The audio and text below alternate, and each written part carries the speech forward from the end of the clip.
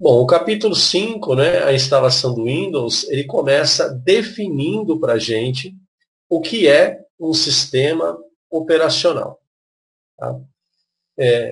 Vamos já diferenciar, né? Pacote Office, Word, Excel, PowerPoint não fazem parte do grupo de sistemas operacionais. Tá?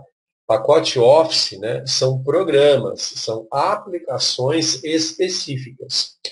Quando a gente fala de sistema operacional, nós estamos falando de um programa também, né, ou de um conjunto de programas que deve gerenciar os recursos do sistema.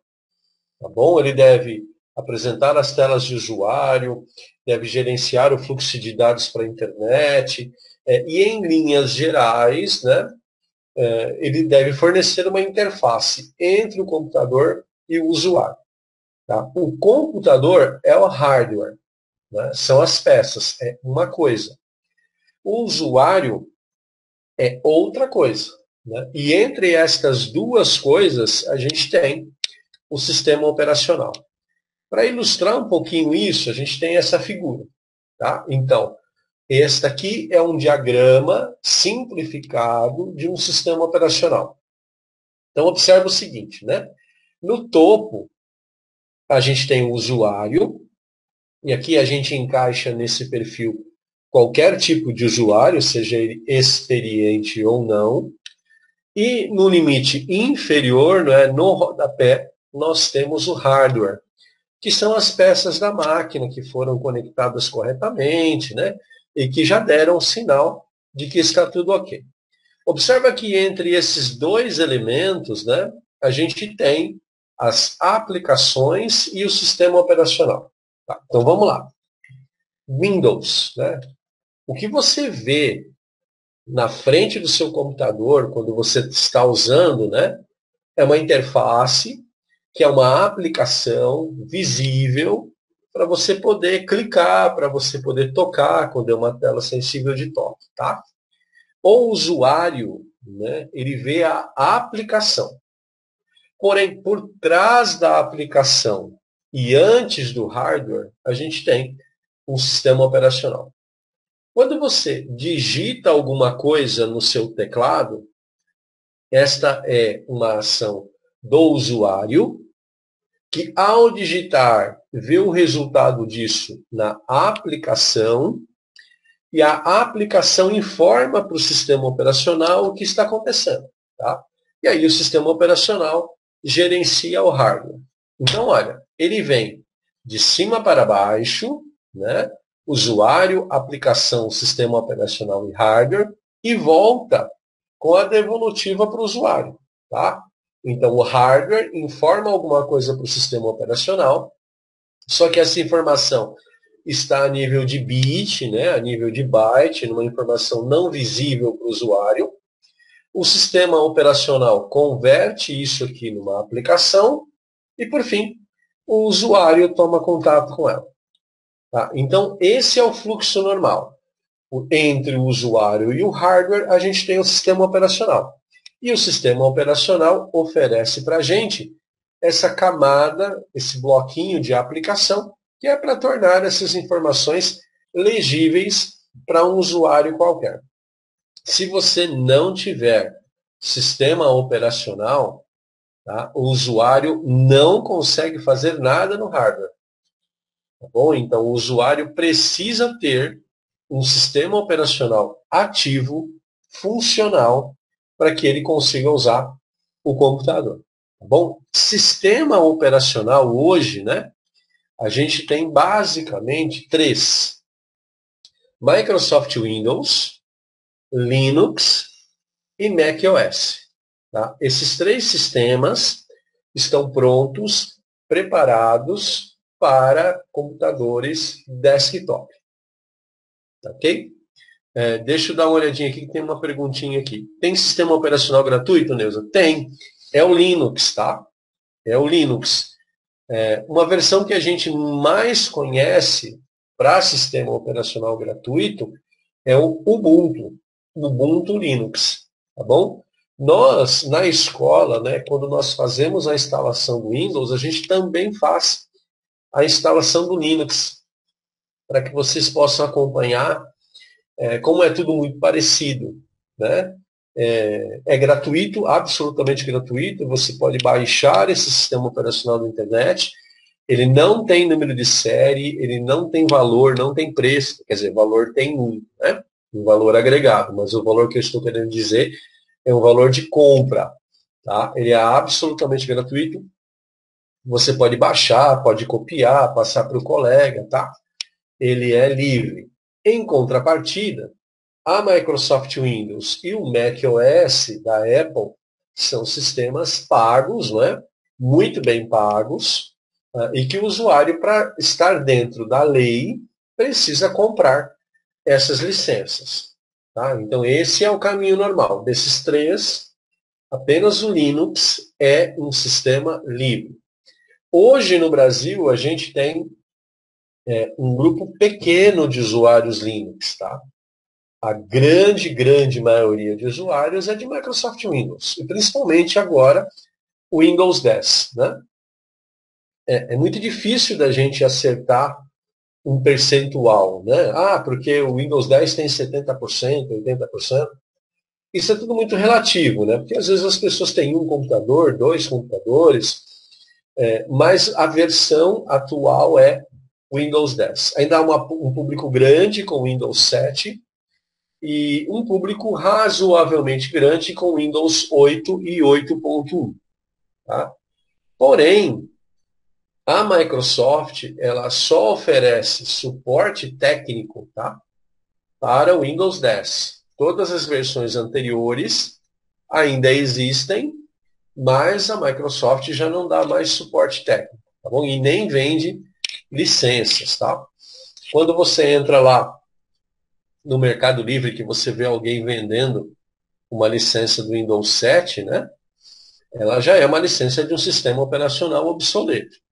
Bom, é importante que as pessoas tenham isso em mente. Agora é óbvio, né, que como a gente falou anteriormente, muitas empresas têm esse Windows, têm essa versão do Windows e não vão migrar para as versões mais novas enquanto ela atender, né, as suas necessidades básicas de funcionamento. Tá bom? Então é preciso ter esse cenário muito claro, né, muito objetivo na nossa mente, de que quem vai determinar a troca ou não é a gestão técnica da empresa. Tá? Mas a grande maioria do público, né, das pessoas, tem hoje o Windows 10. Mesmo porque, quando você compra, né, um computador, você já tem a opção de comprar esse computador com a Windows 10. Bom, você paga por essa licença também, embora se diga que ela é gratuita. Né? Nada é gratuito nesse mundo. Né? Tudo tem um preço. Então, a Microsoft também cobra. Tá bom? Em linhas gerais, né, independente da versão, do custo, do que ele faz, né, se ele é para desktop ou se ele é para rede, o sistema operacional ele tem 4 obrigações. Tá? 4 só. Ele controla o acesso ao hardware, gerencia os arquivos e pastas, fornece a interface do usuário e gerencia a aplicação. Esses 4 são obrigatórios. Se ele vai fazer alguma coisa a mais, ok. Mas essas 4 situações são fundamentais. E eu vou detalhar cada uma delas aqui agora, nos próximos slides. Ó, primeiro, né? O que é isso de acesso ao hardware? Então vamos entender o seguinte. Você acabou de montar o seu computador.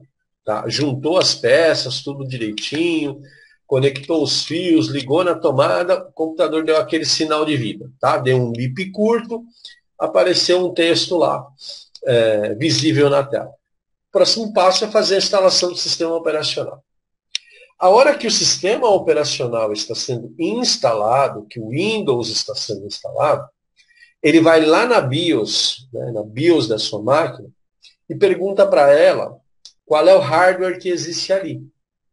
E a BIOS informa, olha, eu tenho uma placa-mãe com um processador tal, eu tenho tanto de memória RAM, eu tenho uma placa de rede. Para cada componente de hardware instalado, o sistema operacional vai instalar um programinha pequeno mesmo, é programinha pequeno, chamado driver de dispositivo. Tá? O driver, o programa, vai fazer o casamento, vai fazer a união entre o seu hardware e o sistema operacional. O driver de dispositivo ele é tão importante, que sem ele o periférico não funciona. Tá? Então, se você tem uma placa de rede, que é um hardware, e você tem o Windows, né, instalado na máquina, para fazer essas duas coisas conversarem entre si, no meio delas tem que ter esse driver de dispositivo. Cada hardware, né, cada plaquinha do seu computador tem um driver específico para ela.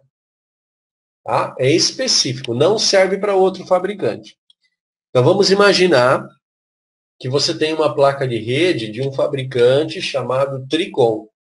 Tá? Quando você está instalando o Windows pergunta para a BIOS quem é o fabricante, a BIOS devolve para o Windows e o Windows localiza na biblioteca dele o driver da placa Tricom. Tá? Isso é automático hoje em dia. O técnico não se preocupa com essa ação. Porque existe um recurso chamado Plug and Play. O Plug and Play permite que você, entre aspas, espete um hardware e o software já o reconhece. Tá? Isso é automático. Você já deve ter visto isso, né? Vocês já devem ter visto isso. Você comprou um mouse novo, comprou um teclado novo, né? Só colocou lá na porta USB, passa um processo, né? Ou o computador executa um processo que ele aparece uma janelinha escrita assim, instalando o programa do dispositivo. E aí, de repente, ele diz assim, olha, esse dispositivo está pronto para ser utilizado. Esse estar pronto para ser utilizado é o tal do driver do dispositivo. Tá?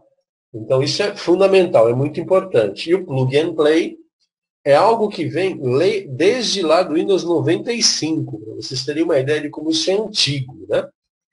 O Windows 95 foi o primeiro sistema operacional Plug and Play que surgiu, e desde lá para cá, as coisas evoluíram muito mais rápido. Tanto é que, mesmo usuários sem conhecimento técnico, né, conseguem instalar componentes no computador. Tá? Coloca um mouse na porta USB, coloca um scanner, e ele vai funcionando automaticamente. Tá bom? Então, quando eu digo para você assim, olha, o sistema operacional tem acesso ao hardware, eu estou dizendo que ele está instalando para você o driver de dispositivo. Ok? Isso é fundamental. Tá? Sistema operacional, seja ele Windows, seja Mac, seja Linux, ele trabalha com arquivos e pastas. Tá? Então, quem é o responsável por organizar esses processos é o sistema operacional. Ah, bacana, mas isso é muito fácil, né? Não é fácil não, tá bom? A gente acha que é fácil porque a gente está olhando de fora, né? E a gente vê arquivos, né, com texto, com palavras, com imagens. Mas o sistema operacional, na verdade, ele pega esse conteúdo dos arquivos que são bits e bytes e vai organizando, tá? E organiza de tal forma que se você deixar seu computador desligado por um ano, quando você ligar de novo, ele sabe exatamente quais arquivos estão dentro de quais pastas. Tá? Então, isso é gerenciamento da estrutura de arquivos. Tá bom? Pastas podem ter subpastas. Tá legal? Então, você pode ter uma pasta dentro da outra pasta. Né? E tem gente que adora pasta dentro de pasta dentro de pasta. Então, quem faz esse gerenciamento é o sistema operacional. Embora o usuário tenha uma ação direta nesse processo, né? Quem gerencia internamente é o sistema operacional. Tá bom? Então, essa coisa das pastinhas, das bibliotecas, né? No caso do Windows, a gente está falando de gerenciamento de sistema operacional. Ok? Interface de usuário é a terceira função de um sistema operacional. Nós temos duas interfaces de usuário, tá? Uma interface gráfica, que é aquela bonitinha que a gente está acostumado, né, com o logo do Windows, as pastinhas. E uma segunda interface de usuário, que é uma interface em linha de comando. Aí você pode dizer assim para mim, mas linha de comando é um negócio muito antigo. Realmente, é um negócio muito antigo, porém, funciona até hoje. E por que funciona, né? Porque muitas e muitas vezes, a interface gráfica do Windows está com problema. E ela não consegue carregar. Tá? Você liga a máquina, ela dá uma mensagem dizendo, olha, houve um problema. A partir desse momento, você só consegue ter acesso à máquina, ter acesso aos arquivos, se você estiver trabalhando com a interface de linha de comando. Tá? Então, ao longo do curso, a gente vai usar muito isso, né? Muitos comandos em linha de comando, na interface de linha de comando. Então, a gente tem a interface CLI, que é linha de comando, e a interface GUI, que é a interface gráfica de usuário. Tá? Eu vou dar exemplos aqui para vocês. Ó. Esta aqui é a interface de usuário CLI, é linha de comando isso aqui, tá bom? Todo Windows tem. Windows 10, Windows 8, Windows 7, XP, 98, o que você puder imaginar. Todo Windows tem isso aqui. Está disfarçado. Para você chegar até ela, a gente vai ter que digitar um comando. Tá? Mas ela está lá, em qualquer máquina que você tenha em mãos. E aquela interface GUI, que é a interface que a gente está acostumado, né? É essa carinha aqui, com a janelinha. Aqui no caso, né, é uma interface de Windows 7, tá bom? Mas a gente tem a interface do 8, do 8.1 e do 10. Tá? Então, olha só. O sistema operacional tem como terceira obrigação oferecer interface de usuário. E ele oferece duas, tá? Linha de comando e interface gráfica, tá bom? Para vocês terem uma ideia, né? O Linux também tem as duas interfaces de usuário e o macOS também tem as duas interfaces de usuário. Alguns comandos de rede, que a gente vai dar daqui a pouquinho, né, lá pelo capítulo 7, 8, eles são dados exclusivamente em linha de comando. Tá? A gente não usa interface gráfica para fazer isso. E há uma vantagem, né? Além de você poder fazer a manutenção, a linha de comando, ela não gasta recurso da máquina, gente. Ela gasta pouquíssimos recursos de máquina. Então, você consegue, mesmo com uma máquina problemática, uma máquina com defeito, né, funcionando parcialmente, você, na maioria das vezes, consegue usar a linha de comando. A interface gráfica é boa, ela é funcional, ela facilita o trabalho, mas, a nível de manutenção, a gente usa muito pouco. Tá bom? O quarto, né, a quarta característica que a gente vai falar é de gerenciamento de aplicações. Vamos entender o seguinte, ó. Você tem lá o seu computador funcionando e o seu computador tem o PowerPoint. Está lá instalado na máquina. Aí o usuário chega e dá 2 cliques no ícone do PowerPoint. O sistema operacional vai disparar vários processos, né, internamente, que o usuário não vai nem saber do que está acontecendo, mas ele vai pegar uma cópia do programa PowerPoint que você instalou e vai transferir essa cópia para a memória RAM do computador.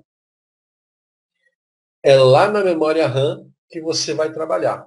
Embora o usuário nem saiba disso, tá? Ele nem saiba disso. Todos os programas, quando são executados na modalidade de cópia. Tá? Isso tem uma razão simples, básica, né? Se você apagar o PowerPoint da sua máquina, porque você excluiu um arquivo, ele não funciona mais. Então, toda vez que alguém clica no ícone do PowerPoint, ele faz uma cópia nova do programa PowerPoint. E essa cópia vai lá na memória RAM do computador. Tá? É todo o programa, jogo, banco de dados, planilha, texto, o que você imaginar na sua cabeça.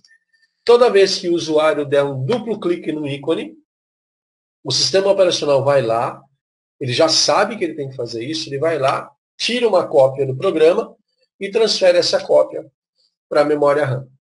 Tá bom? Isso que é gerenciamento de aplicações. E é por conta disto que quanto mais programas você abre no seu computador, mais lento ele vai ficando. Experimenta fazer o seguinte, olha, pega o seu computador lá na sua casa, abre o Google Chrome, abre o Firefox, abre o Word, abre o Excel, abre tudo que você tem. E observa a performance dessa máquina. Quanto mais coisas você for abrindo, né? Quanto mais programas você for acionando, mais lenta vai ficando a sua máquina, porque é mais uma tela para o sistema operacional poder gerenciar. Tá bom? E como é que o sistema operacional faz isso, né? Quando o programador escreve o programa, ele segue um conjunto de diretrizes, tá? Que são regrinhas, chamadas de APIs. API nada mais é do que a interface de programação de aplicações. Tá? Então, um programador que vai fazer um programa para a plataforma Windows, ele deve seguir algumas regrinhas para que esse programa funcione. Quem determina essas propriedades é quem faz o sistema operacional, no caso, a própria Microsoft. Por isso, você já deve ter percebido, né, que não existe pacote Office para máquinas que rodam Linux. O Office é um programa, é um produto feito para a plataforma Microsoft e não para a plataforma Linux. Eles não conversam entre si. Um outro exemplo que eu vou te dar, AutoCAD. O AutoCAD, né, os programadores da Autodesk, quando eles desenvolveram o AutoCAD, eles só seguiram as APIs da Microsoft. O AutoCAD não roda em MacBook, AutoCAD não roda em máquina Linux, ele só roda em plataforma Microsoft.